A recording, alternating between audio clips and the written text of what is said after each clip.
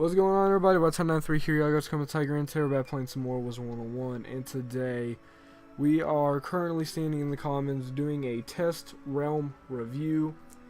And I know what you guys are saying, test realm went offline a week ago, more like a few days ago, but test realm is gone, live realm is hip, and we're getting that content update most likely today. This will probably be the day it goes up, is the day we get the update.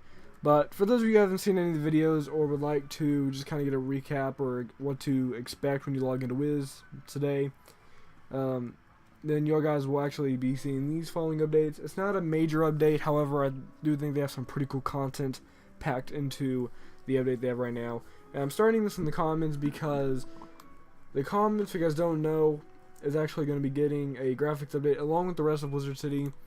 Some things, our textures are maybe slightly more detail. The water is actually like a darker color, a little bit more realistic. Reflections, grass will be up everywhere. Lighting will actually make sense now. There's going to be a bridge, like a really small dock area bridge type thing right here. There's going to be NPC workers that will be like stationed around Wizard City that are supposed to be like building stuff, etc. And I think that this can actually lead to some pretty cool things, because the widely requested barbershop, would be kind of cool if it was built instead of like just straightly added. But if you guys see, like a few NPC workers, just sitting on a building, and then all of a sudden it becomes a barbershop, that'd be pretty incredible. But that's just me. But small, possibly major in the future graphics update for Wizard City. That's definitely be one thing that people are gonna notice when they log in. And then a lot of the other things is new loading screens, new bosses, and the new pet hatchmaking kiosk. So now that we covered the Commons update, let's just jump right on in to the new loading screens. Now, the new loading screens, in my opinion, are pretty cool. They are world specific new loading screens for every world, and there are also loading screens for Darkmoor, and then I believe the Aquila dungeons as well have their own loading screens. So definitely some variety makes you get that accomplishment, that sense of success once you beat a world and you get to advance to the next world. I would say the world that I definitely felt like I seriously advanced in, one was Mushu. I felt like I really advanced when I completed Mushu, because Mushu's kind of that jump into the longer world meta than we know today. And then definitely completing Safaria, or not really Safaria, like just completing Celestia. That just felt like a big achievement there. And so these new loading screens are pretty cool. As you guys can see, I have a few right up here on screen. These are my top favorites that I could pick from the loading screens that I've seen. I haven't seen the Aquila ones. I haven't seen the Darkmoor one. So this one's you guys see on screen, that's just for the worlds. Those are my favorite ones, like the Arcanum. That one's pretty cool. And Wizard City's pretty cool. Croc, Grizzleheim was really unexpected, and I like the way that Grizzleheim came out. Dragonspire was just insane. Like that was amazing. And then just kind of like, I was just thinking about this. This is not a thing, by the way, but just kind of like a little idea. But what if we had like when you go into Ravenwood and like say you go into the Storm School, it had a picture of like Belstrom on his desk, and then if you went to like the Fire School, it had Falmea standing in front of the desk. And each professor in their classroom would be the loading screen for each school. I think that would be pretty cool. That's not a thing right now, but that would be kind of a cool touch to add to the loading screens that have been added in. And yeah, so aside from the loading screens, let's move on to the next thing, which is the new bosses. So next up we have is the new bosses they have added into Wizard City, and the new boss I added into Imperia. Now, I don't have Imperia unlocked, so no, I do not have a clip for the Imperia boss. I really couldn't find a clip, or not a clip, a picture of the Imperia boss without, taking it from someone else. But I do have the Old Town guy that's going to be right here, Roberto. You guys can see him on screen. This is from the video that I had when I beat him. And he'll be going right here. He'll be a 1-key boss, and you can get the 1 keys from the Kraken if you're just starting out in Wiz.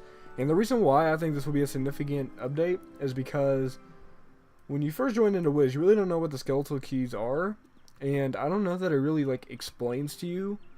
Like when you get your first skeleton key, Grandmother Raven will actually tell you yeah, you just got a skeletal key. It could be used to do this, this, and this. But there's not really like an introduction like there is to like PvP, or an introduction to pet leveling, or an introduction to gardening, or to fishing.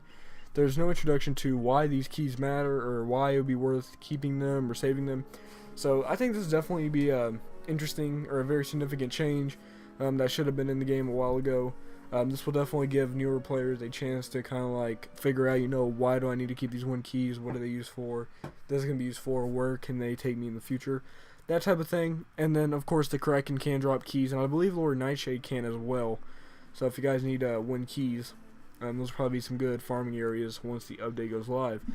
And aside from that, the Imperial boss also in Test Realm actually dropped the permanent Junkcopter and the permanent, I believe it's like the Light Skaters or Light Gliders or whatever they're called. They're from the Empyrean Castaway bundle, and then the card pack.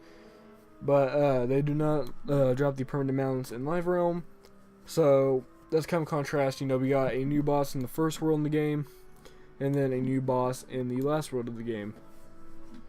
Alright, so that is one change, and let's move on to probably the most excited. Like, you would think the loading screens would be pretty excited, because I've been around since years and years ago.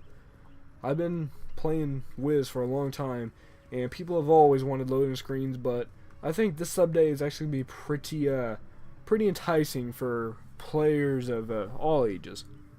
And here we are at the hatchmaking kiosk in the new update, which, if you guys didn't see the video, this is kind of probably the biggest thing right now, so I'm going to kind of put it in a nutshell.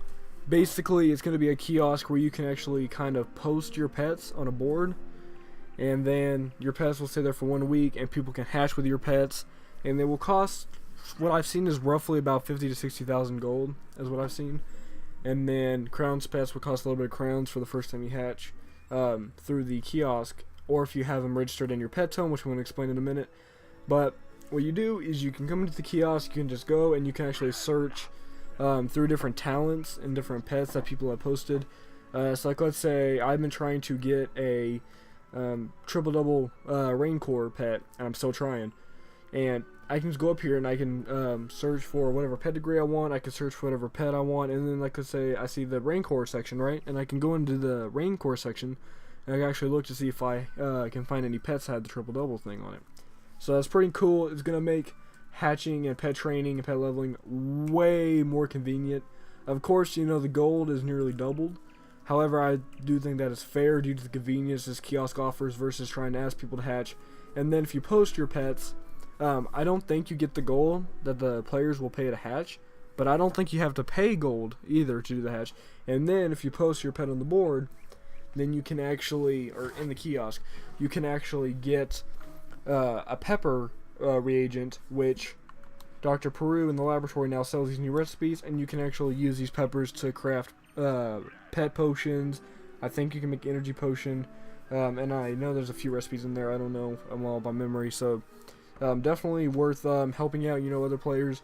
If you post your pet in the kiosk, it makes other players easier to hatch, find the pets what talents they want, and then whoever posts it actually gets benefits in return.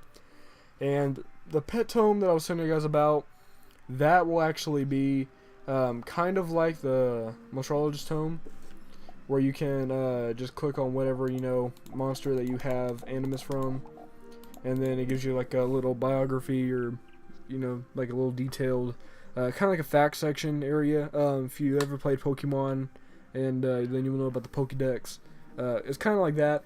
So you register your pet in the tome, and then it'll actually give you guys like a little description about your pet, and then it'll actually keep track of how many pets you have of this, or how many pets you have of that, how many pets you have in total. And then there's actually going to be some new pet badges as well. So depending on how many pets you have, I believe you can actually unlock some new badges as well as you register them in your tome.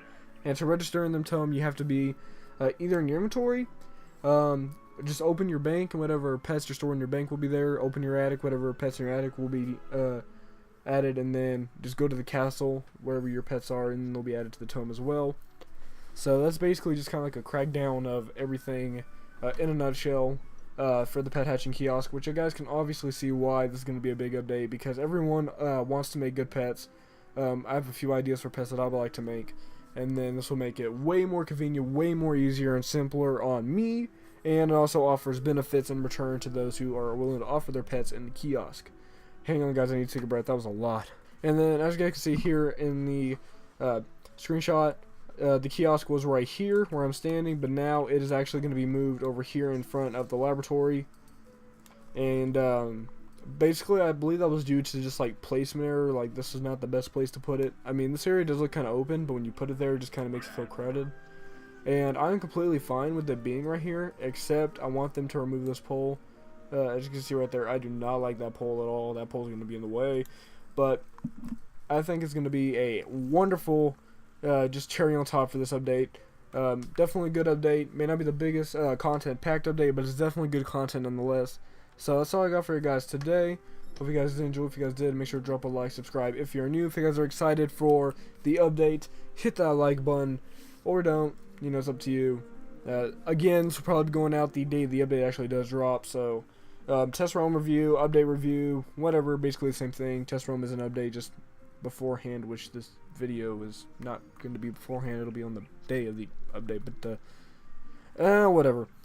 And yeah, I already told you guys, subscribe, like, whatever, and I will see y'all guys in my next video. Thank you guys for watching. Let's head in 3 out.